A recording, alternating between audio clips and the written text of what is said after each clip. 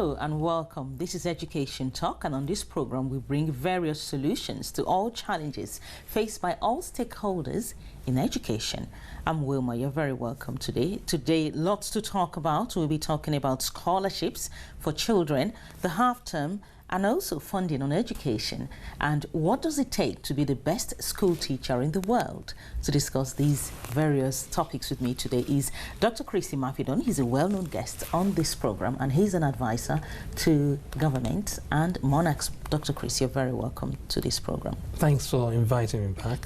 Just one question. What does it take to be the father of the smartest family in the world, in Britain? Because a lot of people have described you as that, looking at the achievements of your kids. I think I'll protest very vehemently about that, because really any single parent that is committed to the education of their children can easily surpass or in fact replicate what we've done before. So it's a matter of showing commitment very early in the development of the child, researching every available opportunity, and then implementing this to the strength of the student. Because once you know the strength of the student, then the student can excel in that area.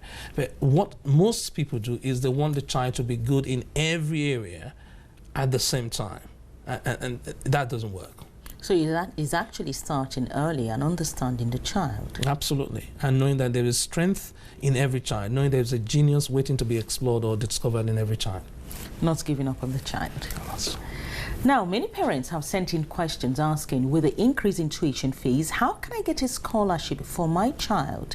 After all, a scholarship is free. Now, Dr. Chris, you say parents can get up to £120,000 worth of scholarships. How? First, basic steps, and I'm happy that we are doing that Google Hangout in the weekend, so you can log in on Saturday evening. First, you must understand that you have to do your research. So the locality you live in will be having some will normally have some top schools. So you must do your research. Once you've done your research, you find out what they require. Some schools will require musicality. They want you to be able to play the piano at grade 4 or grade 5. Some schools will want sports. They want you to be able to do sport at county level. Some other schools will just want verbal reasoning, which is not taught in school. So you need to be able to get materials to expose your child to that. So once you've done the research, then you've identified the strength of your son or your daughter. When you're making an application, is from a position of strength, not that of weakness. So those are the 3 steps, if I'm going to pick it down. And then we can, we're going to expand more of this. What do I mean by research? How do you find out which is the top school in your area? There's a certain report that is published every year. We'll make that available to you, and it's freely available as an e-book with us. So anyone that subscribes to our website, we'll send you that. And then you are able to attend the open days for specific schools. There's the independent school show too that you need to be able to attend. So if you do the research and you take the very simple steps, you don't have to be an academic. You really don't have to be a teacher. In fact, most teachers are not trained to be able to go through the process of scholarship selection. A lot of parents think that the process is actually very complex and consumes a lot of time.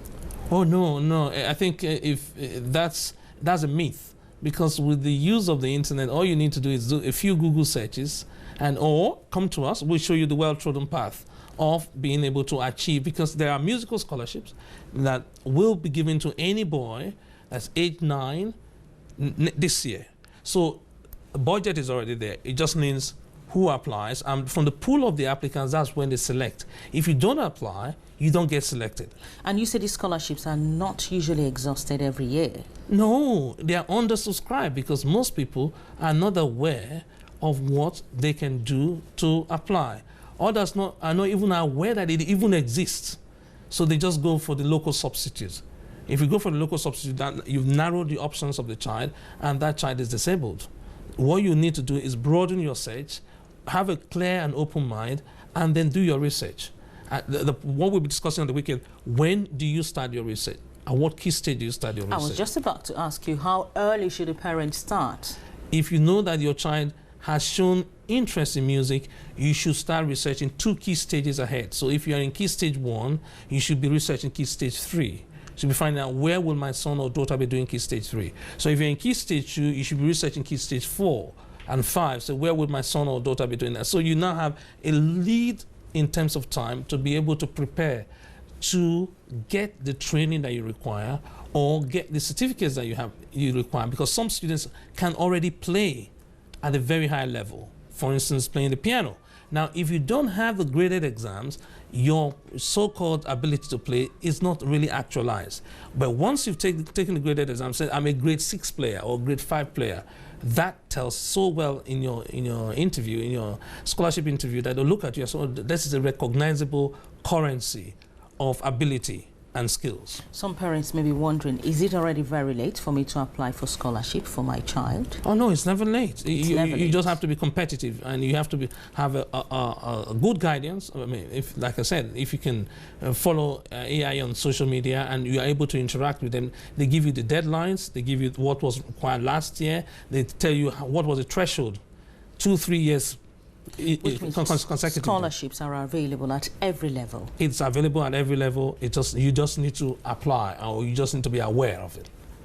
Let's talk about, when you talk about a musical scholarship or a sporting scholarship, does that mean that child has to go into school studying music? No, it just means that that child has a talent in music.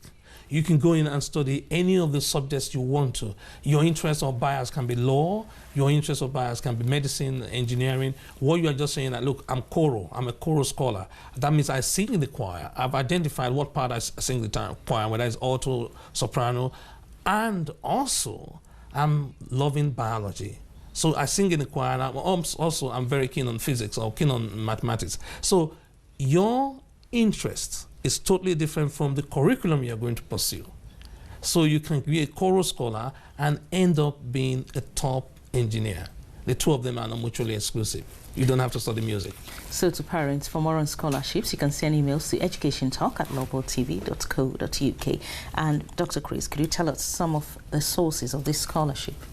The open days is one sure way of finding out. The second one is on the website of the schools. You must visit the website of the school and know the right form to fill. Because if you are applying for a scholarship, you must fill the scholarship form. If you're applying for general admissions, then you fill the general admissions form. If you're applying for musical scholarship, there's an added form, or what they call a supplementary form, that you must fill and indicate which of the instruments you're good at, whether it's wind instrument or string instrument, or you're just coming for vocal. You must fill that on the form. If you don't fill that on the form, no one will know that you have the ability. And if they don't know you have the ability, no one will invite you for an interview. And then you'll allow people that are of less ability to get the scholarship that year. Why? Because you didn't indicate that the interest on your form. So the scholarships are usually not made known. They actually check whatever you've indicated on your form. That's and right. they'll let you know if they have scholarships available or not, which they usually do. They do. They do. There are endowments every year. There's over, this is no exaggeration, over $1 billion equivalent of scholarship available to students in the UK. It's an act of parliament. Every school has to make available what? Scholarships to students, so that they can demonstrate that they are charitable. If you don't show that you are charitable, you are in real serious trouble with the law. So Eton, Harrow, all the top schools in the country, leading schools, have to make it available. That's one thing most parents don't know, is a legal requirement for the schools to offer scholarships to you and children that are bright. Let's go to the expertise of our teachers. The science teacher from North East England is among 10 finalists of a competition to find the world's best teacher. Richard Spencer from Middlesbrough College is the only one UK representative left in the Global Teacher Prize, with the winner to receive $1 million. He is up against teachers from countries including the US, India, Kenya and Afghanistan. Afghanistan, that's interesting. But let's know, what did Mr. Spencer do differently that other teachers aren't doing? Fascinating that he was able to identify his groups of students year in, year out, and then came out with non-traditional and unorthodox way of teaching science. So it makes it very interesting to the students. For example, he comes up with games when there are some teachers that just follow the textbook, almost use the textbook as a script. He throws away the textbook. He looks at the students and he looks at the topic. He sees how he can connect the students to the topics so that the students engage with what is being taught. And the students appreciate what the consequences of having that knowledge will do to them in terms of professional development and in terms of life. So you are bringing the practical aspect of it and you are bringing the intellectual aspect of it. And we've talked so much about what it means to actually teach in a different way, not with the normal textbooks, but in an unorthodox way, whereby you use games or real-life scenarios to demonstrate whatever you're teaching in the class to the students. We talked about that in the BET. That was held 2 weeks ago. Yes, yes. Because the teacher ought to understand this. You see, you are there for the interest of your immediate audience. If you cannot connect with your audience, if your past experience and knowledge does not assist you in connecting with your audience, then what you are actually not good to the students. Because if you know photosynthesis and you cannot communicate it with the students, you cannot relate it to what they already know, then you always lose them. And it's so painful that right now we are having the least number of students going to study sciences, especially physics, chemistry, biology at A level. The question is, why can't these methods be deployed in all science schools in the country? That's the reason why Mr. Spencer has been singled out, because they want him to be copied as a role model. Most teachers traditionally will want to cover what the syllabus says or cover what the curriculum says, the way the curriculum says it. They follow a particular prescribed textbook and follow the sequence of that textbook, irrespective of whether or not the students, that means the audience, his primary target, is following things the way the books are written.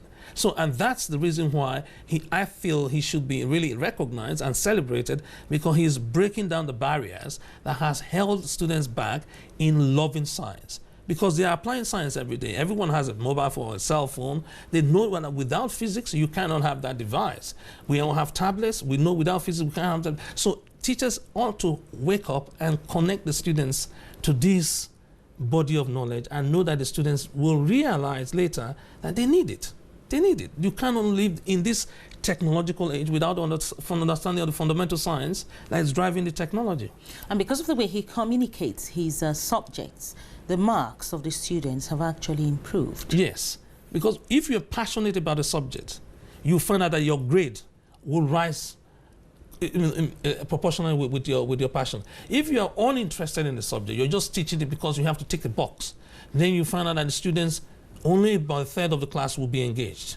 And out of that third, you will have about half of that passing the subject. So it's passion, it's a matter of awakening the interest of the students and making sure that they also know the long-term relevance of studying a particular subject. Do you think he would win? I hope he wins. If I had the votes, I will literally vote for him. And if you see the way he does his science, you know why I'm very keen. I'm biased to anyone that comes and makes it a game. Because if it makes it a game, the students will play it. And the more you play it, the more you understand the concept. Even making it a game, we've had child prodigies on this program who passed maths at age 6 because they saw maths as a game. That's right. Not as a task. That's a trick. As a game. That's a trick. Yeah, that's the trick. Now, let's go to half terms. What are the new developments when it comes to half term, especially in state schools? This has been coming up for a while. Most state schools follow the academic calendar prescribed by the Department for Education. But the public schools, independent schools, are flexible about it. So you'll find out that sometimes the state schools are still in full swing of things, and then the public schools have gone off. So they go off 1 week ahead, 1 full week ahead of students that are in the state sector. And then they come back the same time. Others will go off the same time as the state sector, but come back 1 full week after they've come back. So you find that some schools are having 2 weeks for their half term, and others are having 1 week for their half term. So if you're a parent, you need to be able to arrange that and work with that and exploit the long gap the 2 week break, and make sure that you are able to cover up more of the lag that the student may have experienced before the break took place. So if you know that your child was in school for the first half of term and struggled with a particular body of knowledge or subject, then you know that the break, having a 2 week break, is an opportunity for you to catch up, unlike somebody that just had only 1 week or 7 days. Is there a webinar or a resource that parents can go to actually help them bridge the gap when it comes to the attainment of their children during the half-term break? There are resources, and it's traditional, almost always oversubscribed. The half-term revision program by the Excellence in Education. Having 100% success. Yes, that's literally guaranteeing you 100% success. That means knowing everything that you ought to know for your age group 100%. So there are no deficits. You know every single thing that you need to know. And there's a methodology for going around that. You deliver the content in the way that the student prefers it. You don't deliver it in the way that the school prefers it. Because you are now looking at one person, the student. You're not looking at the teacher, you're looking at the learner. So if the learner is visual, you get all the materials out to the students visually. If the learner is auditory, you get all the materials in the auditory fashion. So it is very, very different. It's a customized content. And that's the reason why anyone that is involved in the program always comes up with success. Hence, success feeds success, and you have every year an oversubscription of the half-term program. Which means it's possible for every child in a class to be above average. Oh, without a doubt. It's possible for every child in any class to get 100% all the time. It's very possible. You just need to work out the formula. Remember, one formula that works for one set of children will not work for the other set of children. That's the trick. So you put them into their learning tribes. Say the visual learners are going to sit on this table, and we're going to give them objects. They're going to look at it. They're going to interact with them, and they're going to discuss it with themselves. And then you're going to have the auditory learners. They're going to sit on a different table. So you then find out that at the end of the class, every single child understands all the concepts that they were expected to know. The school system is literally impossible. One, the teachers are not trained in the use of these tools. Two, the culture of the school stifles such creativity and innovation. Well, we're going to be having the posters now for the half-term success on the screen, but tell us, for parents who are wondering, you know, how can I enroll my child into the half-term classes? What do they need to do? Everything is done online, so you don't have to be on location. If you can go into the website www.excellenceineducation.org.uk, there's a screen that comes up, a capture page. Just put in your email address and your name. You have that as a subscription. If you click on login online, parents login, you are able to see materials. You're able to know what they were expected to do this academic year. You're supposed to know what they're expected to do this first half of the academic year. So the parents just need to keep a tab on their children's education. That's it. Yes, because you are the overall driver of their education. Remember, teachers come and go. One year will come and another year will go. But the one thing that stays with the child is the parent or the guardian. So as a guardian, you have to insist that what is required of the child is what the child really gets. And in most cases, with the methodology, students even move ahead of time, so they are able to do and accomplish tasks that are ahead of their age. And that's good, because it means when you get back to school, that knowledge is reinforced and the student maintains a lead position. Let's go to funding for education. Let's see what the Labour Party leader has said, and other party leaders as well. Well, Labour would increase spending on education by at least the rate of inflation, the leader Ed Miliband had said. The Labour leader made the announcement that the Department for Education's £58 billion budget will be protected during a speech at his old secondary school. Mr. Miliband also outlined plans to stop infant classes having more than 30 pupils in them for longer than a year. Now, will this plan limit class sizes? I hope it does, because one of the reasons why teachers don't give a lot of homework now to reinforce what they've taught in class is the marking. Now, if you have a class of 30 and you have one teacher, the burden is heavy. And in terms of close supervision, that is literally impossible. You cannot see what every child is doing if you're 1 to 30. But if you're able to reduce it to 1 to 20, and that's already available in the public sector, you are just playing catch-up, because the state sector is mass-producing in such a way that is almost compromising learning. That is defeating the essential object of schooling. If you can get the student-teacher ratio to be 1 to 20, we'll get dramatic increase in the supervision of the students. So the number of students that are left behind today that we cannot work with in school will also decrease. And then the output will be radically different. So getting the ratio to be 1 to 20 means we need more school places. Right now, the councils are complaining that they don't even have enough school places, especially for September. They have to make sure that if we're just complaining for the sake of complaining, that's fine. But if we are complaining to boost productivity and the student is focused, is our focus, you're not in a system of school, because the system of schooling is to the benefit of the LEA, and the LEA wants to say we run an excellent school system. You cannot run an excellent school system with poor results. You cannot say that your entire system is very productive, and then you find 40% of our boys and girls failing their exams. So if we are really keen on bringing the best out of our students, we must be able to make the sacrifice and commit resources to making sure that these students, they have one stab at education, they get the best stab at education.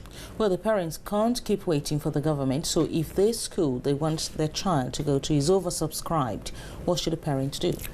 The parents can form groups together. Now their parents are setting up free schools. The government has come up with a policy where if you have interested parents, they can make an application to the Department for Education and be able to set up a new school, a brand new school from scratch. But we need experience. They do need a vision. They can employ people that can implement the vision. So you don't have to be an educationist. You have a vision that every single child that goes through your system will be able to achieve this particular results. Then you can hire people from any sector to come and assist in the developing your school. And what has been ignored for a long time is the churches and charitable organizations. I believe this is a wonderful opportunity for the church that already runs Sunday schools to extend that Sunday school to Monday schools, Tuesday schools, and Wednesday schools, and really run a mainstream school where we have children coming to the hall. Most hall churches are empty Monday through to Friday, especially in the mornings. Make that available to any group of people that are interested. 1. 2, the church can even take leadership, because most churches have in the article of memorandum, in terms of their charitable aims and objective, youth development. You can conveniently extend that vision and make it a realizable thing that you now have a church. Just the way we have Church of England schools. Yeah, and then you have a school. You have a church on Sunday, and then you have a school on Monday, and those children will be radically different from those that are not brought up in an environment and culture of high morality and God-fearing values. Definitely, from statistics, the children who go to faith schools actually do better than those who don't. Absolutely. That's been well documented. And so it's now up to the churches. No matter what the church size is, no matter your location, you can start a school, literally start a school, and then become the focus of the community. So the Muslims will send their children, the Hindus will send their children. You find out all faiths will send their children to your school, and that's more exposure of the gospel to the community and to the parents. You said every child is a genius, and the Child Genius Competition is actually starting soon. Tell us more about this. Every year, Channel 4 and Mensa come together and set up a series of questions and want to be able to get one child to compete against the other. And the beauty of it is that the child, for the first time, is taken out of the environment of their local school and put alongside with children from other schools to compete in spelling, to compete in memory, to compete in various aspects of learning. And it's beautiful. The wonderful thing is that you are now competing at a national level. And then at the end, you're given the cup of the champion of the year. You have a laptop, a top-range laptop worth about £4,000 or so, and the runners-up get given iPads and tablets. So it's very useful if you have a son or a daughter for you to put them in, provided they are younger than 12, I think. Younger than 12. Yes. Tell us about last year's winner. What inspired her? Oh, her faith really kept her going, and her faith inspired her. Both the winners and, in fact, the runners-up. Sharon, that eventually won I saw you took a picture with her. Yes. She was so focused. She knew what she was there for, and she understood what the basis of wisdom and knowledge and understanding was. So it's great exposure for anyone that wants their child to be used to competition, to get introduced to the act of winning and being able to pull back from a loss and then come back again and win. Because one of the stages, one of the key selections that Sharon was trailing. She was behind someone.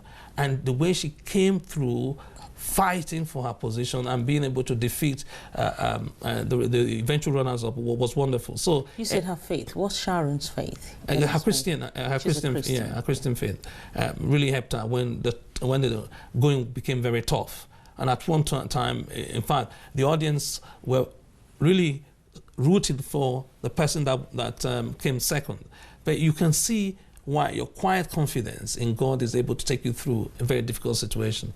So if you're a parent out there, please make sure that you go to the website, register your son or your daughter.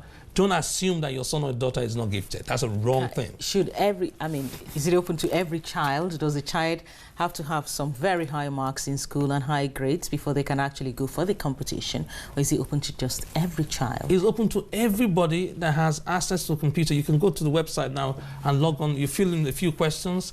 They give you some teaser questions, and those are fairly straightforward. Some are logic-based, others are based on comprehension, others are based on your ability to spell and remember things. So please do not rule out yourself or rule out your son or rule out your daughter. Don't think because your son might not be so-called genius, bracket, therefore I don't want to know. Go in there, and then you'll be given materials. That's one thing. The parents will benefit from interacting with other parents.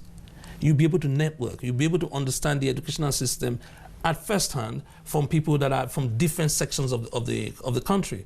So people coming all the way from Newcastle. So you meet is a wonderful forum, and I will not shy away. If I have any son or daughter that was 12 or lower, I'll put the child in. Your children are older than that anyway. But what sort of materials are the parents going to be getting?